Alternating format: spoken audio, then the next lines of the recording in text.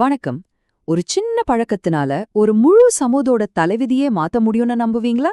வாங்க, நம்ம தென்னிந்தியாவுல இருக்கிற ஒரு அழகான கிராமத்துக்கு ஒரு விசிட் போலாம். அங்க நடந்த ஒரு கதைய நாம இப்ப கேட்க போறோம். எப்படி ஒரு சின்ன சின்ன மாற்றம் ஒரு பெரிய வளமான எதிர்காலத்துக்கு வழிகாட்டுச்சுன்னு நம்ம பார்க்கலாம். முதல்ல உங்க மனசுல ஒரு காட்சிய கொண்டு வாங்க. கடலோர காத்தோட வாசம், அலைகளோட சத்தம். இப்படிப்பட்ட ஒரு அழகான தென்னிந்திய மீன்பிடி கிராமம்.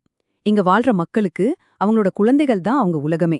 அவங்களோட தாரக மந்திரமே நம்ம கிராமம், நம்ம வாழ்க்கை, நம்ம குழந்தைகள் தான். இது வெறும் வார்த்தைகள் கிடையாதுங்க. அவங்களோட வாழ்க்கையோட அஸ்திவாரமே இதுதான். பாக்கறதுக்கு இந்த கிராமம் ரொம்ப அமைதியா அழகா தான் இருக்கு. ஆனா அவங்களுக்கே தெரியாம அவங்க தினமும் செய்யற ஒரு சாதாரண பழக்கம் ஒரு பெரிய ஆபத்தா உருவெடுத்துட்டு இருந்துச்சு. என்ன அதுன்னு தெரிஞ்சுக்க நீங்க தயாரா? அந்த பிரச்சனை என்னன்னா, ரொம்ப சிம்பிளான ஒண்ணு. ஆனா அதோட விளைவுகள் ரொம்ப பயங்கரமானது. குழந்தைங்களோட கழிவுகள திறந்த வழியில அப்படியே விடுறதுதான் அது. அட, இது வெறும் அசுத்தம் தானேன்னு நம்ம நினைக்கலாம். ஆனா உண்மையில அது கண்ணுக்கு தெரியாத நோய் கிருமிகளோட ஒரு பெரிய கோட்டையாவே இருந்திருக்கு. இது எப்படி நடக்குதுன்னா, ஒரு செயின் ரியாக்ஷன் மாதிரி. முதல்ல திறந்த வழியில கழிவுகள் இருக்கு. அதுக்கடுத்து என்ன ஆகும்? ஈக்கள், நாய்கள், மத்த பூச்சிகள்லாம் அதுல வந்து உட்காரும். அப்புறம் அதுங்க மேல ஒட்டிக்கிட்ட கிருமிகளை அப்படியே நம்ம தண்ணீர், உணவுன்னு எல்லா இடத்துக்கும் பரப்பி விட்டுடும். கடைசி ஸ்டெப் என்ன தெரியுமா? அந்த அசுத்தமான தண்ணீரையும் உணவையும் நாம பயன்படுத்தும்போது நோய் நேரா நம்ம வீட்டுக்குள்ளேயே வந்துடுது. இதோட விளைவு என்னவா இருக்கும்? வயிற்றுப்போக்கு, கலரா, டைஃபாய்டுன்னு கொடிய நோய்களோட ஒரு பெரிய லிஸ்டே இருக்கு. இதுங்க வெறும் நோய்கள் மட்டும் இல்ல, நம்ம குழந்தைங்களோட சிரிப்பையும் வளர்ச்சியையும் திருடுற அரக்கர்கள் மாதிரி. யோசிச்சு பாருங்க, இது அவங்களோட எதிர்காலத்தையே ஒரு பெரிய கேள்விக்குறியா மாத்திடுது இல்லையா? பாருங்க, இது வெறும் உடம்பு சம்பந்தப்பட்ட பிரச்சனை மட்டும் இல்ல, அவங்களோட வாழ்வாதாரத்தையே ஆட்டம் காண வச்சிடுது. எப்படின்னு கேக்குறீங்களா? கடல் தான் உங்களுக்கு சோறு போடுது. அந்த கடலே அசுத்தமானா மீன்கள் எல்லாம் எப்படி ஆரோக்கியமா இருக்கும்? மீன்கள் சரியா இல்லைன்னா அவங்க குடும்பத்தோட வருமானத்துக்கு என்ன ஆகும்? ரொம்ப பெரிய பிரச்சனை இல்லையா? சரி, இவ்ளோ பெரிய பிரச்சனைக்கு தீர்வு எங்க இருக்கு? அது எங்கேயோ வானத்துல இருந்து குதிக்க போறதில்ல, நம்ம கையிலே தான் இருக்கு. ரொம்ப ரொம்ப எளிமையான, ஆனா அவ்ளோ சக்தி வாய்ந்த ஒரு தீர்வு. அது என்ன தெரியுமா? ரொம்ப சிம்பிள். குழந்தைங்களோட கழிவுகளை திறந்த வெளியில விடாம கழிப்பறையில பாதுகாப்பா அப்புறப்படுத்தணும். அவ்வளவுதான். இப்போ நம்ம முன்னாடி ரெண்டு வழிதான் இருக்கு. ஒரு வழி நம்ம பழைய பழக்கத்தையே தொடர்றது. அந்த வழியில போனா நமக்கு என்ன கிடைக்கும்? நோய், மாசுபாடு, கவலை நிறைஞ்ச ஒரு எதிர்காலம். இன்னொரு வழி ஒரே ஒரு சின்ன மாற்றத்தை செய்யறது. அதுக்கு என்ன பரிசு கிடைக்கும்? ஆரோக்கியம், சுத்தமான நீர், வளமான ஒரு எதிர்காலம். இப்போ சொல்லுங்க, நம்ம எதை தேர்ந்தெடுக்க போறோம்? கழிப்பறைய சரியா பயன்படுத்துறது நம்ம குழந்தைங்கள மட்டும் பாதுகாக்கலைங்க, அது நம்ம சுற்றுச்சூழலுக்கும் ஒரு பெரிய வரம் மாதிரி. அது எப்படின்னு இப்ப நாம பார்க்கலாம்.